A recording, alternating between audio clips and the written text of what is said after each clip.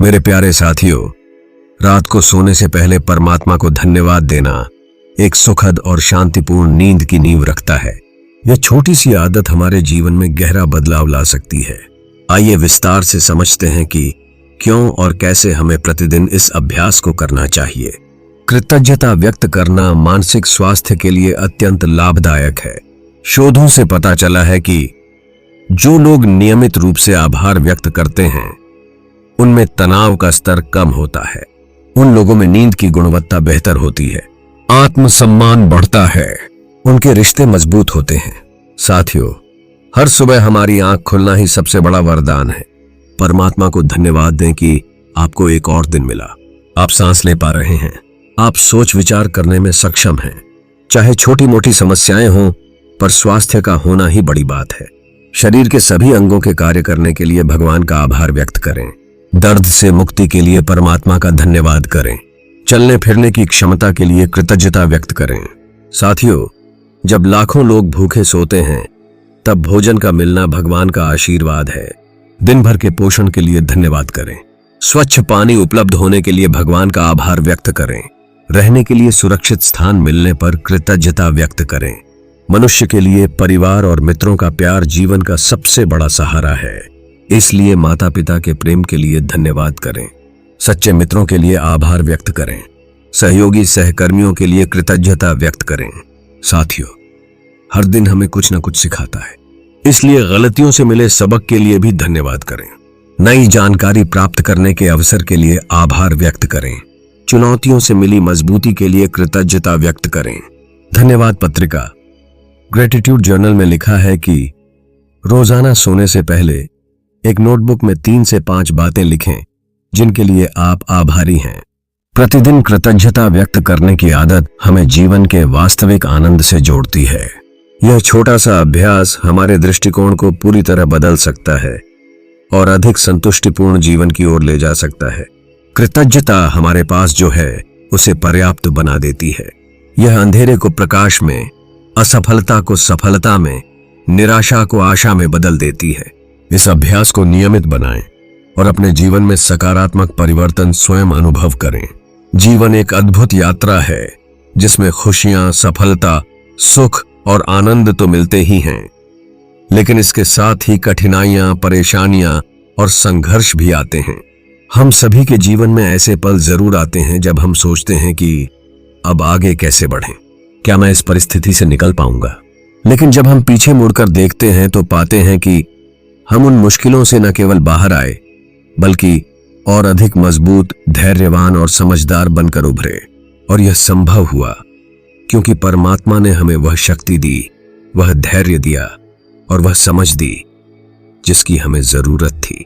इसलिए आज मैं आपसे मुश्किलों में मिली शक्ति के लिए आभार विषय पर बात करना चाहता हूं।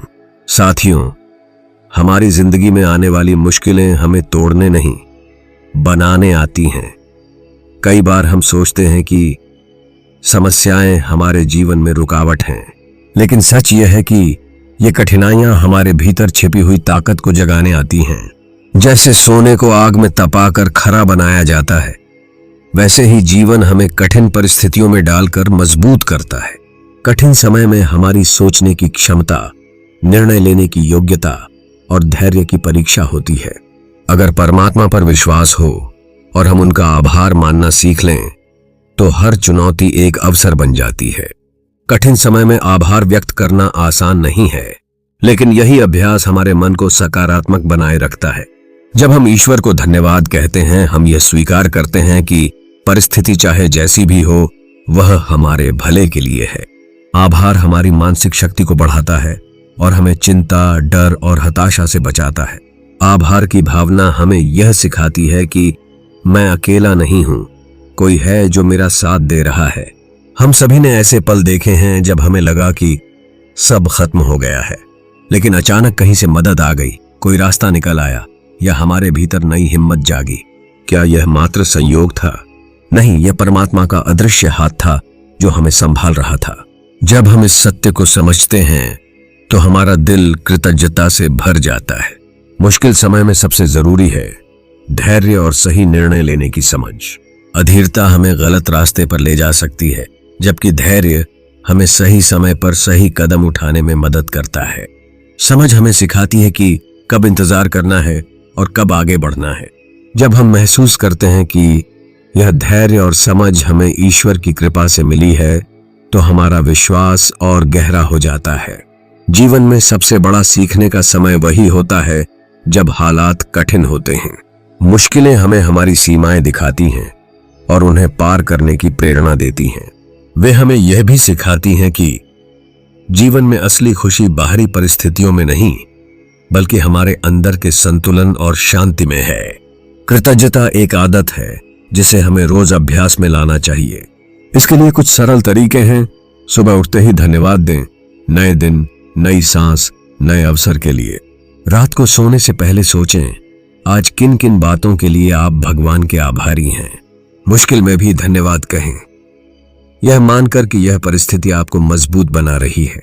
साथियों, कठिन समय में प्रार्थना, ध्यान और ईश्वर से बातचीत हमारे लिए शक्ति का सबसे बड़ा स्रोत है। आप शब्दों से प्रार्थना करें, ध्यान में मौन रहें या सिर्फ अपने मन की बातें ईश्वर को कहें, पर यह जुड़ाव बनाए रखें। यह जुड़ाव हमें यह भरोसा दिलाता है कि चाहे दुनिया हमारा साथ छोड़े, परमात्मा हमेशा हमारे साथ हैं। जब आप मुश्किलों में आभार का अभ्यास करते हैं और उससे शक्ति पाते हैं, तो यह अनुभव दूसरों से साझा करें। आपकी कहानी किसी और के जीवन में उम्मीद की किरण बन सकती है। यह एक आध्यात्मिक सेवा है, लोगों को यह एहसास दिलाना कि वे अकेले नहीं हैं। प्रिय साथियों, जीवन का हर कठिन दौर हमें यह सिखाने आता है कि हम जितना सोचते हैं उससे कहीं अधिक सक्षम हैं। जब हम अपने दुख और संघर्ष में भी ईश्वर का आभार मानते हैं, तो हम न केवल मजबूत बनते हैं, बल्कि भीतर से शांत और प्रसन्न भी रहते हैं। इसलिए अगली बार जब आप किसी मुश्किल में हों, तो घबराने की बजाय अपने भीतर कहें, धन्यवाद प्रभु, आपने मुझे इस परिस्थिति का सामना करने की शक्ति दी। मैं जानता हूं कि यह भी मेरे भले के लिए है। और देखिएगा, आपका डर, तनाव और बेचैनी धीरे धीरे मिट जाएगी और उनकी जगह एक गहरी शांति और आत्मविश्वास आ जाएगा। जीवन की यात्रा अकेले तय नहीं होती। हमारे आसपास ऐसे लोग होते हैं जो हमें थामते हैं, संभालते हैं और हमारे साथ खड़े रहते हैं, चाहे हालात जैसे भी हों। यह लोग हमारे माता पिता, भाई बहन, जीवन साथी, बच्चे, दोस्त या गुरु कोई भी हो सकते हैं। उनका प्यार और सहयोग ही हमारे जीवन को सुंदर, अर्थपूर्ण और सहज बनाता है। प्रियजनों के प्यार और सहयोग के लिए शुक्रिया। यह सिर्फ एक औपचारिक धन्यवाद नहीं, बल्कि एक दिल से निकली भावना है, एक कृतज्ञता का भाव जिसे महसूस करना और व्यक्त करना हमारे जीवन को और भी धन्य बना देता है। धन, पद, शोहरत ये सब समय के साथ आ जा सकते हैं, लेकिन प्रियजनों का साथ और उनका स्नेह अनमोल है। कठिन समय में उनका हौसला हमें टूटने से बचाता है। खुशियों के समय उनका साथ हमारी खुशी को कई गुना बढ़ा देता है। जब हम यह महसूस करते हैं कि यह लोग हमारे जीवन में परमात्मा की विशेष कृपा से हैं, तो हमारा दिल कृतज्ञता से भर उठता है। हम में से कितने लोग हैं जिन्होंने यह चुना कि हमारे माता पिता कौन होंगे या कौन हमारे जीवन में दोस्त बनकर आएगा। सच यह है कि प्रियजन हमें ईश्वर की ओर से उपहार के रूप में मिलते हैं। उनका प्यार और सहयोग हमें यह एहसास कराता है कि परमात्मा हमेशा हमारे आसपास अपने दूत भेजते हैं। इसलिए जब भी आपको अपने किसी प्रियजन का सहयोग या स्नेह महसूस हो, तुरंत ईश्वर को धन्यवाद कहें। मुश्किलें जब दरवाजा खटखटाती हैं, तब सच्चे प्रियजन हमारे साथ दीवार बनकर खड़े हो जाते हैं। एक सच्चा दोस्त हमारे आंसू पोंछता है और हमें फिर से खड़ा होने की हिम्मत देता है। परिवार के लोग हमारी गलतियों को माफ करते हैं और हमें नया मौका देते हैं। ये क्षण हमें सिखाते हैं कि प्यार और सहयोग जीवन के सबसे बड़े सहारे हैं। प्रियजनों का सहयोग केवल आर्थिक या शारीरिक मदद नहीं होता, बल्कि यह एक गहरा विश्वास है कि तुम कर सकते हो, मैं तुम्हारे साथ हूं। यह विश्वास हमें खुद पर भरोसा करना सिखाता है। यह हमें निराशा से निकालकर उम्मीद की ओर ले जाता है। कई बार हम अपने प्रियजनों के सहयोग को साधारण समझकर अनदेखा कर देते हैं, लेकिन जब हम सचेत होकर धन्यवाद कहते हैं, तो यह रिश्तों में नई ऊर्जा भर देता है। एक धन्यवाद उनका दिन रोशन कर सकता है। आभार से रिश्ते और गहरे और सच्चे हो जाते हैं। शब्दों से आभार व्यक्त करें, सीधे उनसे कहें कि आप उनके प्यार और सहयोग के लिए आभारी हैं। कार्यों से दिखाएं, उनकी जरूरत के समय उनका साथ दें। उनके सुख और स्वास्थ्य के लिए ईश्वर के सामने प्रार्थना करें। प्रार्थना करना भी आभार का एक सुंदर रूप है। प्रियजन सिर्फ हमारे साथी नहीं होते, बल्कि हमारे शिक्षक भी होते हैं। उनकी सीख, उनकी डांट, उनकी सलाह, ये सब हमें बेहतर इंसान बनने में मदद करती हैं। उनके प्यार में हमें धैर्य, त्याग और निस्वार्थ सेवा का पाठ मिलता है। जीवन में कभी ऐसा भी होता है कि प्रियजन हमारे साथ शारीरिक रूप से मौजूद नहीं होते। वे किसी और शहर, देश या दुनिया में होते हैं, लेकिन उनका प्यार और दुआएं दूरी को मिटा देती हैं। यह भी ईश्वर का ही वरदान है कि संबंध दिल से जुड़े रहते हैं, चाहे दूरी कितनी भी हो। प्रिय साथियों, जीवन की असली संपत्ति वही लोग हैं जो हमारे साथ बिना किसी स्वार्थ के खड़े होते हैं। उनका प्यार और सहयोग परमात्मा की अनमोल देन है। इसलिए आज और हर दिन अपने दिल में यह भाव रखें, धन्यवाद प्रभु, आपने मुझे इतने अद्भुत लोग दिए जो मुझे प्यार करते हैं, मुझ पर विश्वास करते हैं और मेरा साथ निभाते हैं। जब हम ये भावना रोज महसूस करते हैं तो हमारा मन शांति और आनंद से भर जाता है और हम अपने रिश्तों को और भी खूबसूरती से निभा पाते हैं। साथियों, मनुष्य का जीवन एक निरंतर सीखने और आगे बढ़ने की प्रक्रिया है। इस यात्रा में हम सभी से गलतियां होती हैं, कभी अनजाने में तो कभी अपनी भावनाओं, जल्दबाजी या अधूरी समझ के कारण। लेकिन सबसे बड़ी बात यह है कि जब हम गलती को पहचानते हैं और सुधार की कोशिश करते हैं तो वही गलती हमारे विकास का सबसे बड़ा अवसर बन जाती है। आज हम बात करेंगे भूल चूक और क्षमा के लिए धन्यवाद। यह विषय केवल नैतिकता का नहीं बल्कि गहरे आध्यात्मिक अनुभव का हिस्सा है। कोई भी इंसान परिपूर्ण नहीं होता। हम सब अपनी परिस्थितियों, संस्कारों और अनुभवों के आधार पर निर्णय लेते हैं और कभी कभी ये निर्णय सही नहीं होते। गलती होना मानव स्वभाव है, लेकिन गलती सुधारना समझदारी और साहस का काम है। ईश्वर ने हमें इसीलिए विवेक और आत्मचिंतन की क्षमता दी है कि हम अपने गलत कदमों को पहचानकर सही राह पर लौट सकें। जब हम गलती करते हैं और उसे समझते हैं तो यह अपने आप में ईश्वर की कृपा है, क्योंकि हर किसी को आत्मबोध का अवसर नहीं मिलता। सुधार का अवसर मिलना मतलब जीवन हमें दूसरा मौका दे रहा है। यह मौका एक नई शुरुआत का संकेत है। इसलिए हमें हर गलती के बाद परमात्मा को धन्यवाद कहना चाहिए कि उन्होंने हमें फिर से सही दिशा में कदम रखने का समय दिया। जब कोई हमारी गलती को माफ करता है तो वह केवल हमारी गलती को नजरअंदाज नहीं करता, बल्कि हमें अपने जीवन में सम्मान और स्थान देता है। क्षमा दिल को हल्का करती है। यह रिश्तों में टूटन के बजाय मजबूती लाती है। दूसरों की क्षमाशीलता ईश्वर का ही आशीर्वाद है जो हमारे जीवन में प्रेम और अपनापन बनाए रखता है। अक्सर लोग अपनी गलतियों को छिपाने या नकारने की कोशिश करते हैं, लेकिन सच्ची आध्यात्मिक शक्ति यह है कि हम ईमानदारी से कह सकें, हाँ, मुझसे गलती हुई है और मैं इसे सुधारना चाहता हूं। यह भाव हमें भीतर से मुक्त करता है। यह हमारे आत्मसम्मान को और गहरा करता है।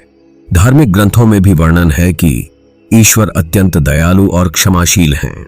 वे हमारे अतीत को माफ करके हमें वर्तमान में जीने का अवसर देते हैं। जब हम सच्चे मन से पश्चाताप करते हैं तो उनकी कृपा हम पर बरसने लगती है। यह सोचकर ही मन कृतज्ञ हो जाता है कि हम चाहे जितनी बार गिरें, ईश्वर हमें उठाने का मार्ग खोज देते हैं। जब हम दूसरों को माफ करते हैं तो हम केवल उन्हें नहीं बल्कि खुद को भी मुक्त करते हैं। क्रोध और रंजिश हमें भीतर से खा जाती है। क्षमा इन नकारात्मक भावनाओं को दूर कर देती है। इसलिए अगर आज किसी ने आपको दुख पहुंचाया है तो उसे माफ करके देखिए, आपका दिल हल्का हो जाएगा। हर गलती हमें कुछ सिखाती है। यह हमारी समझ को बढ़ाती है। यह हमें भविष्य में अधिक सतर्क और संवेदनशील बनाती है। गलती का मतलब असफलता नहीं बल्कि सीख का एक चरण है। इसलिए हर गलती के साथ एक धन्यवाद कहना जरूरी है, उस गलती से सीखे गए सबक के लिए। जब हम भूल चूक और क्षमा के लिए धन्यवाद कहते हैं तो हम कृतज्ञता की ऊर्जा से भर जाते हैं। यह ऊर्जा हमारे मन से अपराध बोध हटाकर आत्मविश्वास लाती है। यह हमें अपने और दूसरों के प्रति और अधिक दयालु बनाती है। दिन का अंत आत्मचिंतन से करें, दिन में हुई गलतियों को सोचें और ईश्वर से माफी मांगें। दूसरों से ईमानदारी से क्षमा मांगें, यह आपको और उन्हें दोनों को राहत देगा। माफी स्वीकारें और आगे बढ़ें। अतीत में मत अटके रहें, बल्कि उससे सीख लेकर आगे बढ़ें।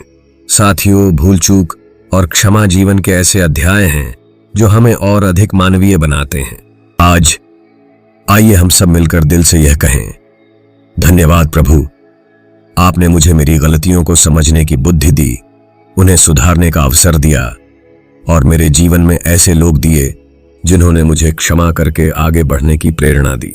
जब हम इस भावना के साथ जीते हैं तो हमारा जीवन प्रेम, शांति और विनम्रता से भर जाता है। साथियों, हर दिन हमारे जीवन की किताब का एक नया पन्ना होता है। आज का दिन खत्म होते होते हम कई अनुभव, भावनाएं, चुनौतियां और खुशियां साथ लेकर सोने जाते हैं। लेकिन रात केवल आराम का समय नहीं है, बल्कि एक महत्वपूर्ण अवसर है कल के लिए खुद को तैयार करने और परमात्मा से आशीर्वाद व मार्गदर्शन मांगने का। आज हम इसी विषय पर विचार करेंगे, कल के लिए आशीर्वाद और मार्गदर्शन मांगें। जब हम सुबह उठते हैं तो वास्तव में हमें एक नया जीवन मिलता है। कल कैसा होगा यह हमारे विचारों, कर्मों और ईश्वर की कृपा पर निर्भर करता है। हर नया दिन अनगिनत संभावनाओं से भरा होता है, लेकिन उन संभावनाओं को सही दिशा देना हमारा काम है। दिन खत्म होने से पहले यह जरूरी है कि हम पूरे दिन को ईमानदारी से देखें। आज हमने क्या अच्छा किया, कहां हम बेहतर हो सकते थे, किन चुनौतियों का सामना किया और उनसे क्या सीखा। यह आत्मचिंतन हमें कल के लिए और तैयार करता है। परमात्मा से आशीर्वाद और मार्गदर्शन मांगना केवल एक धार्मिक क्रिया नहीं, बल्कि एक आत्मिक जुड़ाव है। जब हम ईश्वर से बात करते हैं तो हम अपनी आत्मा को उनकी अनंत शक्ति से जोड़ते हैं। यह संवाद हमें आंतरिक शांति और आत्मविश्वास देता है। आशीर्वाद का अर्थ केवल सफलता पाना नहीं है, बल्कि सही समय पर सही दिशा में बढ़ना है। ईश्वर का आशीर्वाद हमें अदृश्य बाधाओं से बचाता है। यह हमें दूसरों के लिए भलाई करने की प्रेरणा देता है। कभी कभी हमारे पास संसाधन और अवसर तो होते हैं, लेकिन सही दिशा नहीं होती। गलत दिशा में चलने से मेहनत भी व्यर्थ हो सकती है। आभार हमें विनम्र बनाता है, विश्वास हमें निडर बनाता है। जब हम इन दोनों भावों के साथ सोते हैं तो हम कल के लिए तैयार होकर जागते हैं। प्रिय साथियों, कल हमारे हाथ में नहीं, लेकिन कल की तैयारी आज हमारे हाथ में है। अगर हम दिन के अंत में परमात्मा से प्रार्थना करें, उनसे मार्गदर्शन और आशीर्वाद मांगें, तो हम केवल अपने कल को ही नहीं, बल्कि अपने पूरे जीवन को रोशनी से भर सकते हैं। तो आइए आज रात सोने से पहले सब मिलकर अपने मन में यह प्रार्थना करें, हे प्रभु, मेरे कल को आपकी इच्छा के अनुसार सुंदर, सुखद और सफल बनाइए। मुझे सही राह दिखाइए और अपनी कृपा से भर दीजिए। धन्यवाद।